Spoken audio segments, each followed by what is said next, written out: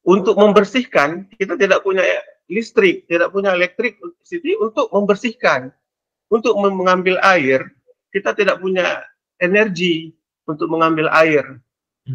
Di PD Jaya, daerah yang paling dekat yang bisa kami jangkau, ada 3 unit instalasi air bersih. Ketiga-tiganya sudah tidak bisa digunakan lagi, yang di daerah dekat Merdu dan dekat ke bawah sini, ke atas lagi.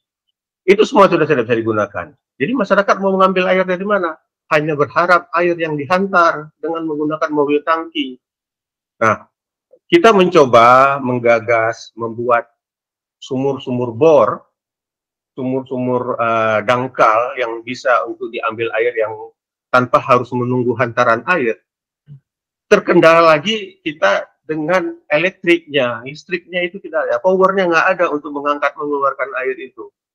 Kalau kita menggunakan diesel atau generator, kita terkendala bahan bakarnya. Nah, itu pula yang sekarang hari ini di Kota Banda Aceh ya, Pak Putra ya, sedang terjadi antrian cukup panjang, bisa ada yang sampai 2 km antrian kendaraan bermotor roda 4 dan roda 2 di setiap SPBU, tempat pengisian bahan bakar.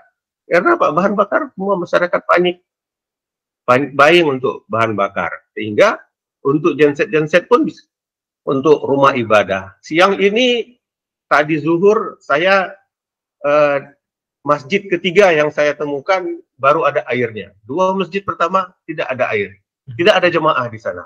Jemaah hanya ada 3-4 orang yang sudah wudhu di tempat lain. Saya baru bisa sholat jemaah di satu masjid, yang ketiga saya sampai.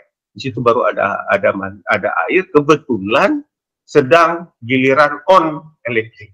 Listriknya sedang power, ada giliran hidup. Jadi dalam masa yang sama, dalam tempoh seminggu ini juga ada juga laporan masih lagi individu ataupun warga yang masih lagi terputus ataupun masih lagi terpisah, tidak dapat lagi dipindahkan ke kawasan yang lebih aman. Jadi bagaimana melihat kepada respon dan juga koordinasi bantuan-bantuan yang perlu segera dilakukan, Pak Putra?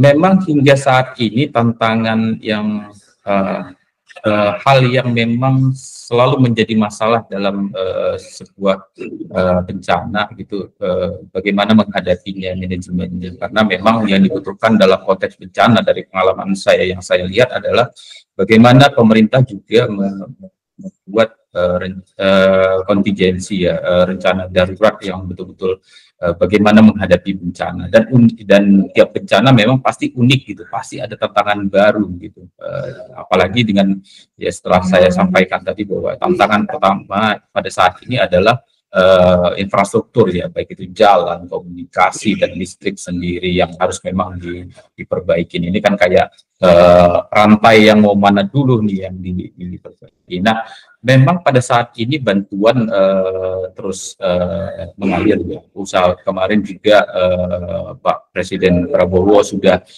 meninjau beberapa titik bencana seperti di Sumatera Utara, dan di Padang juga hadir, di Aceh, di bagian tengah yang memang titiknya itu terisolir pada saat ini gitu sudah hadir, dan tentunya ini bisa menggerakkan stakeholder yang lain, elemen yang lain untuk bisa gerak cepat. Saya jumpa kemarin itu juga dengan sempat jumpa dengan Bapak Menteri Dalam Negeri itu Karnavian gitu, yang memang meminta elemen untuk bisa menghadapi segera menghadapi